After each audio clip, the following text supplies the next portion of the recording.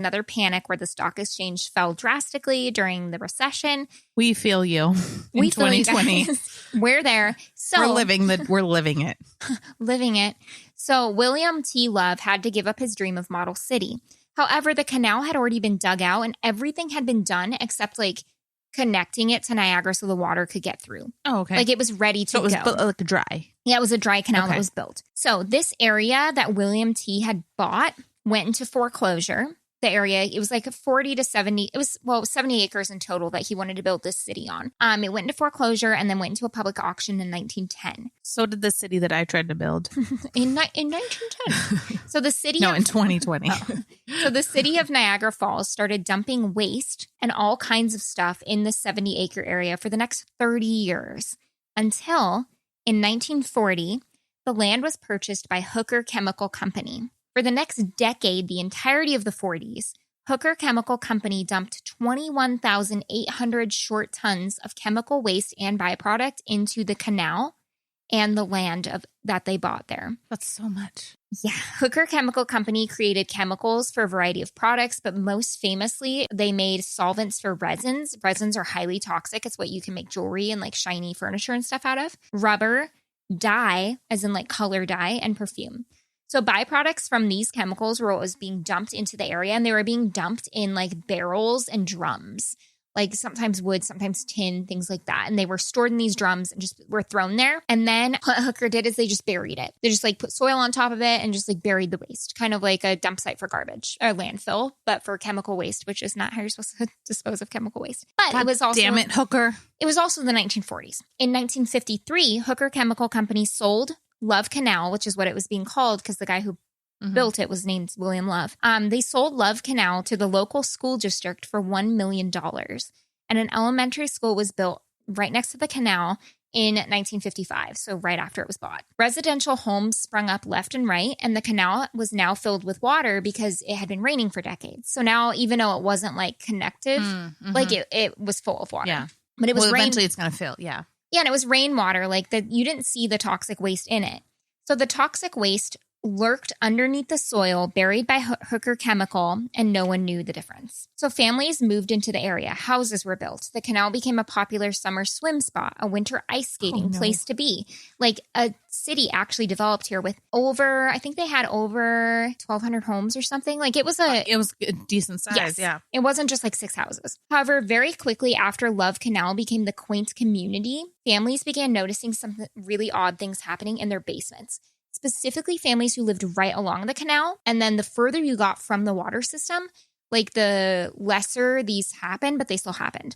So in the late 1950s, the Voorhees family, who lived along the canal, noticed something seeping through the walls in their basement. Have you seen Stranger Things? Yes, I love that show. So they described it as a black sludge coming through the walls of their basement. Okay. They tried for the next 20 years to get the seeping of the black sludge to stop. They were not the only ones. They were just the ones that like pointed it out first and were interviewed. Yes. So that sounds safe. So they put not toxic at all. So they put cinder block up. They constructed a gutter to help. You're going to say they put cinnamon on it? They baked it for a delicious French toast morning. No, they built like a gutter to try to like help move it away. Like they didn't know what it was. The sludge was relentless, however, and they made the entire house smell weird. Like people just said their homes smelled strange. They didn't know, the Voorhees and people in the community, they didn't know what this was and why it was happening, but the Voorhees weren't alone. All the neighbors were experiencing the same issue, and the closer the home was to the canal, the worse it was happening. So... Oh, that was like a long, sleepy one. Thank you. So the Voorhees, like many Love Canal community members, didn't really think it was something to be afraid of. They were just like really annoyed by it. Wait, I have a question. Yes. What town is this? Like, does this have a name in New York? I think it might be Niagara City.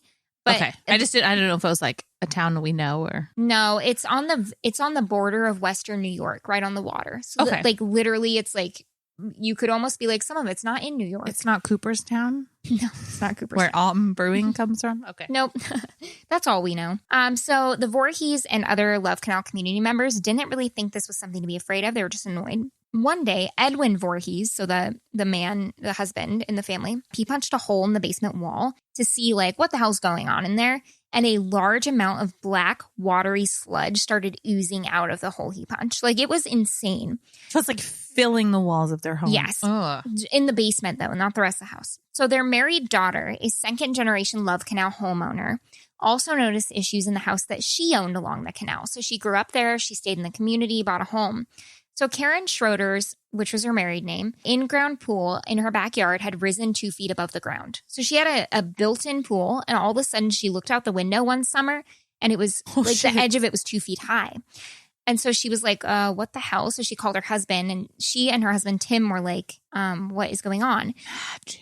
So they assumed that there was an issue. So they went to pull the pool from the ground to build a new one. They're like, let's strip it out. Let's clean it up. Let's re-cement it, build a new one. And a terrible smelling yellow, magenta, and blue liquid, like concoction, started coming out underneath where the pool had been pushed up. So it was probably pushed up by like toxic gas. Yeah. Like it was pushing it up, but they didn't know What'd this you at call the time. Excuse me, sir.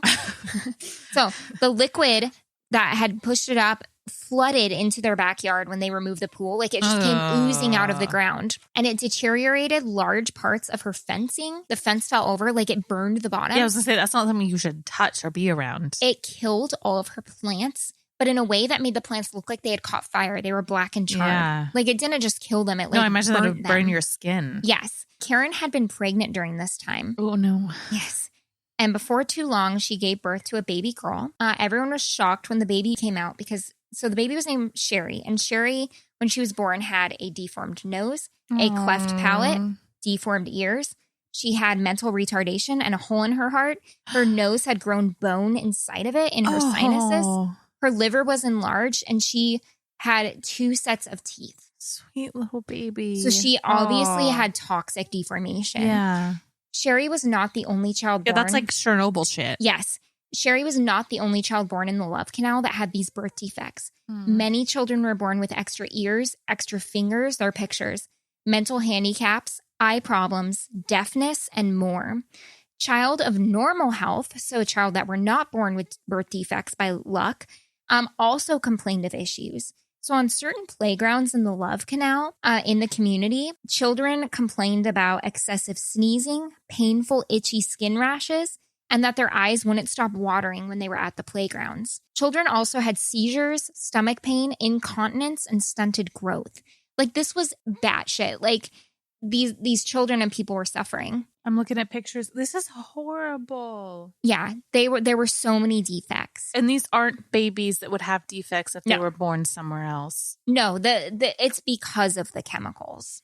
So after decades of this, honestly, the residents, decades of this and residents like complaining consistently and loudly, the city hired Calspan Corporation to undergo a huge study of the area.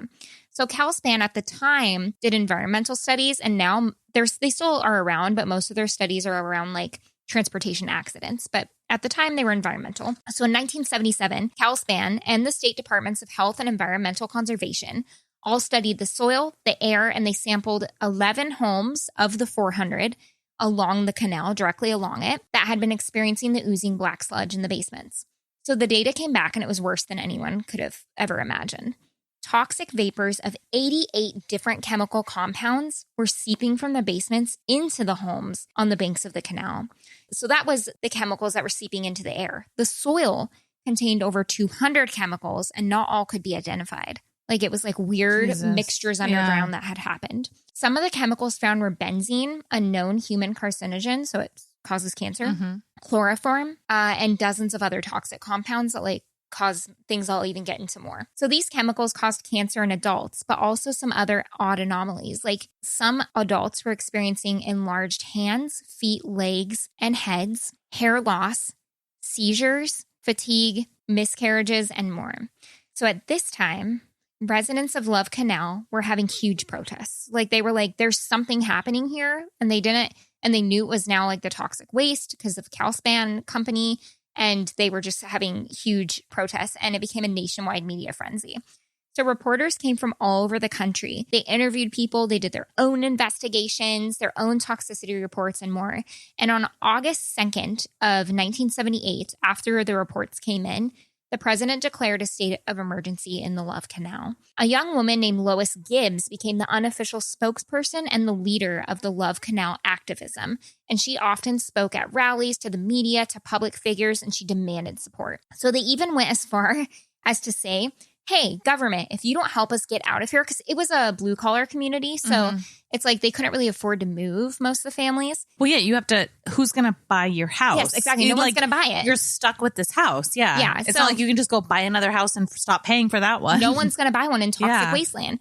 So they were telling the government, like, if you don't give us financial aid, we're going to prove to you how much you think you don't need to and how much you really do. So what that means. Yeah, I was going to say, what does it? Tell me what that means. Lois and an entourage of women with strollers, pregnant women, small children, children with birth defects, so on and so forth, marched the streets protesting. And what finally got the support of the government was a challenge that they offered. 2 government employees were there to like check up on, I guess, the community, whatever. And the residents of Love Canal said, essentially, I'm paraphrasing, but they were like, okay, fine. If you don't think it's bad enough for us to leave, these 2 government employees are living here now. And they held them hostage. And they're like, you know what? That's fucking amazing. So like, if you think it's fine for us to live here, it's fine for government employees to live here too. Yeah. So they held 2 government employees hostage. It took them 5 hours. It took the government 5 hours to decide that they didn't want their employees there. So they were like, they're like, what you say? What you say? They're like, okay, we'll help you. That's what they say.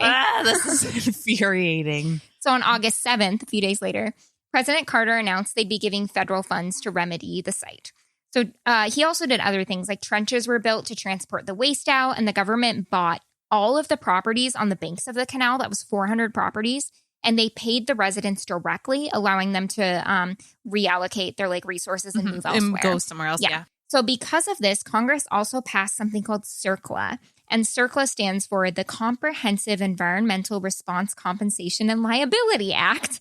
So essentially, it's an act that helps people have resources in events like this, and communities have resources for when there's like an environmental disaster. Which where was that? During Flint, Michigan. Okay, I'm going to mention that at the end. So they also relocated 800 additional families and reimbursed them for their home loss. And then, like I said, they bought the 400 on the canal, and then they demolished almost all of the homes that were directly impacted in the 40-acre area of the canal. So in 1994, Hooker Chemical Company, who they knew were the ones who had buried this waste, they're now called Occidental Petroleum Corp. They're actually still a business. You mean accidental fuck faces? I know. I was like, so accidental. This isn't necessarily an accident, even though our theme is accidental, but I feel like they didn't realize. They didn't know. Yeah, like they accidentally bought a house on this piece of shit land. Yeah. Yeah, so it was accidental to the people who live there, but then also I think Hooker Chemical, I imagine they didn't realize how terrible it would be. Maybe they did, but anyways, it was just a big accident. So they might not have, but I also would guess they wouldn't buy a house on that land. Yes, exactly. They knew it was bad, but like they're probably like, it's not that no one will ever know kind of thing. Yeah. You know? I know. I'm sure they didn't expect babies to be, like I would hope they didn't think that those things would happen, but don't worry. It's still fucked up. They get punished. They were charged with negligence and they were sued, and they had to pay $129 million in restitution. Good. And they did it. So many of the victims of the Love Canal recovered fully, but some, and all of them left in the 40-acre area. Some on the outskirts stayed and actually still live there. Some of them, though, they like recovered, but a lot of people had really chronic issues from this: chronic migraines, seizures, difficulty breathing to this day, deafness. Many children are deaf that grew up in the community. Fatigue and more. Even pets fell victim. Pets usually developed tumors, fur loss, lesions, and things like that in the community. So Occidental Petroleum Corp is now headquartered in Delaware and Texas, and they actually fall in the Fortune 500 in position 167 to this day. Today, the Love Canal is overgrown by... Like, think of you, Hooker. Yeah, take that, accidental Hooker. Take that. So today, the Love Canal is overgrown by grass, trees, and brush. You can still see the streets in some areas, but they're overgrown by brush. Like, nobody lives there. The houses were demolished. Most houses were destroyed in the 40 acres that experienced the most toxicity and were fenced off. So there's a fence and you can go like look into the Love Canal, but it doesn't look like anything. The government now says it's safe to live there, but like, I don't believe them. Not me either. So there are still homes on the outskirts, and the community is still called the Love Canal area. So people are like, oh, I live in the Love Canal area. Lois Gibbs, the woman who led the like protest, became a long-term American environmentalist activist after this. And she even won the Goldman Environmental Prize and still continues to like work on boards for environmental like health